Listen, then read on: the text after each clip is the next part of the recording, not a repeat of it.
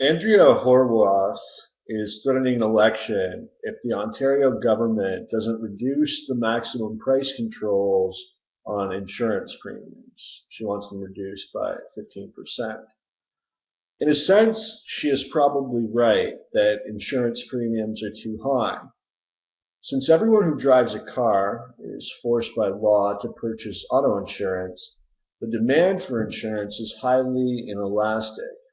Not perfectly inelastic, of course, as people, especially those in urban areas, can rely on walking, buses, taxis, and bicycles for their transportation needs.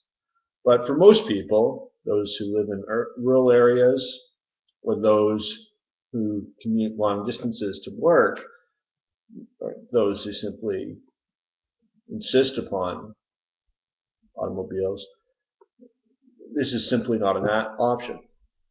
And an inelastic demand curve means that if the price of something goes up, the quantity demanded, the amount that people will buy, doesn't really decrease. The classic example of a good with an elastic demand curve is tobacco.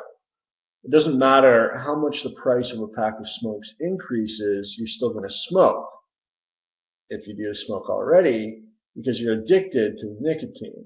This is why the Ontario government loves taxing cigarettes. It's not because they give a damn about your health. If they did, why did they ban the e-cig, which is a perfectly healthy alternative to the lung cancer causing cigarettes? But because they know that if they tax tobacco, the money goes directly out of your pocket into theirs. Tobacco is a non-substitutable good.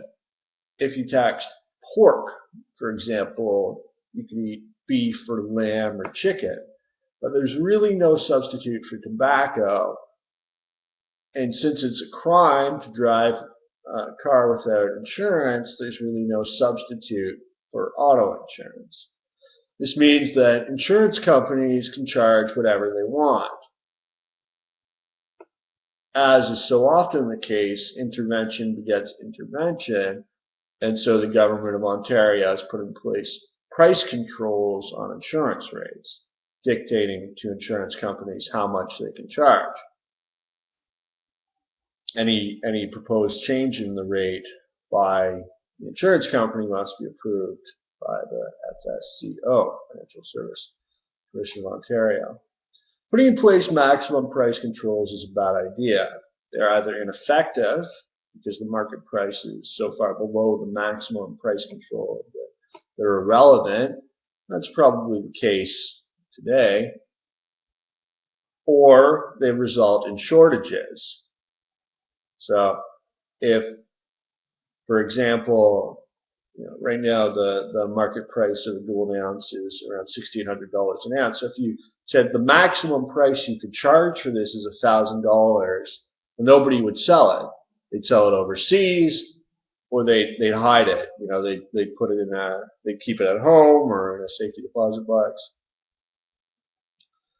So the solution to the insurance situation in Ontario, and there is a very real problem, rates are outrageous, is to completely eliminate all regulations on the insurance industry and to simply allow market competition to work. Make insurance voluntary instead of mandatory, and let insurers charge whatever they want. If an insurance company charges too much, then the consumer can switch to another company. If every insurance company charged too much, then the consumer could simply drive without insurance. Insurance is a valuable thing. It enables people to pool and identify risk, but it shouldn't be compulsory. When you force consumers to buy a product, it's inevitably going to get expensive. Force everyone to buy 2 head of broccoli every trip to the grocery store, and grocers will quickly start charging much, much more for broccoli. The solution to our problem is to deregulate and let the market work, not to compound the problem of piling on intervention on top of intervention.